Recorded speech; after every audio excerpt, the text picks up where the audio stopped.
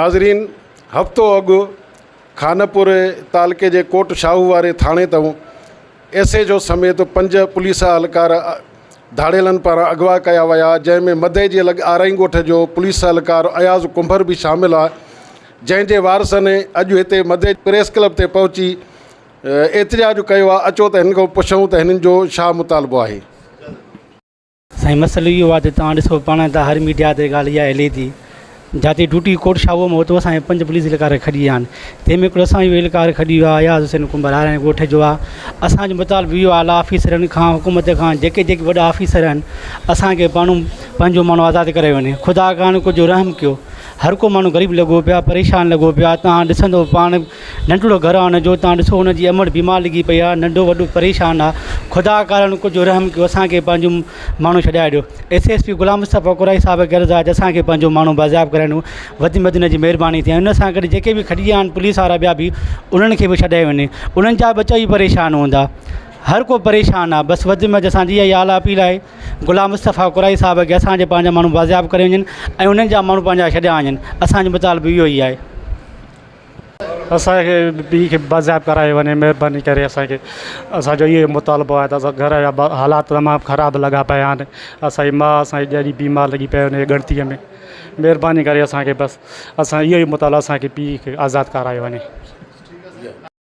SP साहब ख़ालिद मुस्तफ़ा कुरैशी जो मुतालबो आहे त असांजे पीउ खे जल्द खां जल्द बाज़ियाब कराए ऐं हिन सां गॾु जेके 5 एहलकार आहिनि उन्हनि खे बि बाज़ियाब कराए। जीअं असांजे घर जी सूरत हाल तमामु ख़राबु थी वई आहे, तंहिंजे करे ज़ालिमनि जे चंबे खां उन्हनि खे आज़ादु कराए। असां तमामु बुरी सूरत हाल कयूं था, तंहिं करे असांखे घणो ॾुख आहे।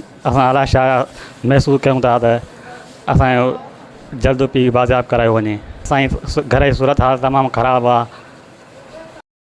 साईं, मसइलो अॼु छहों ॾींहुं आहे, तक़रीबन छहों ॾींहुं आहे। इन्हनि खे SHO समेत 5 पुलिस एहलकार खंबे खणी आया आहिनि धाड़ेल, जेकी चवनि था असांजो को ॾोहारी महर बटाणी जतोई उनखे बाज़ियाब कनि त असां उन्हनि जा पुलिस एहलकार छॾींदासीं।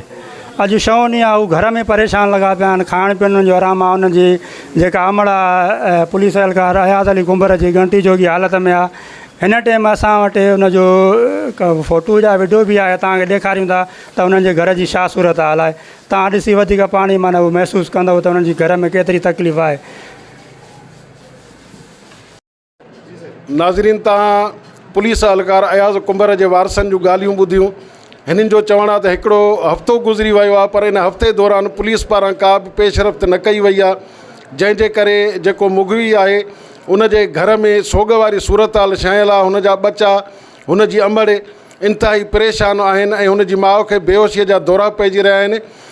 हिननि मुतालबो कयो आहे IG सिंध खां त मुगवी जेके बि आहिनि अयाज़ कुंभर समेत सभिनी खे बाज़ियाब कराए वञे। कैमरा टीम सां गॾु आजुज़ भुट्टो, इबरत न्यूज़ मधे जी।